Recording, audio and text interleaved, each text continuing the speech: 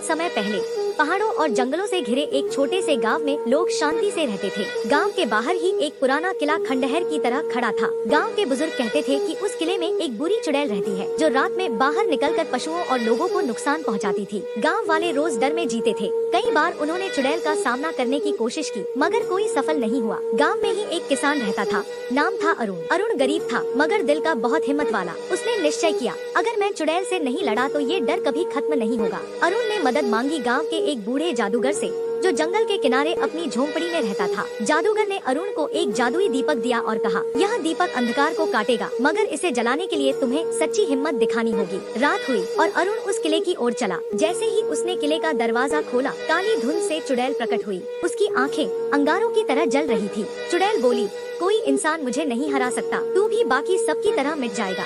अरुण कांपा पर पीछे नहीं हटा। उसने दीपक निकाला मगर उसमें आग नहीं जल रही थी। तभी उसे जादूगर की बात याद आई, सच्ची हिम्मत ही दीपक जलाएगी। अरुण ने जोर से कहा, मैं अपने गांव और अपने लोगों की रक्षा करूंगा, चाहे जान चली जाए। उसके शब्दों के साथ ही दीपक चमक उठा और तेज रोशनी पूरे किले में फैल गई। चुड़ैल चीखते हुए धुएं में बदलकर हवा में गायब हो गई। गांव वाले खुश होकर अरुण को नायक मानने लगे। जादूगर ने मुस्कुराते हुए कहा, जादू की असली ताकत मंत्रों में नहीं बल्कि इंसान की हिम्मत और सच्चाई में होती है।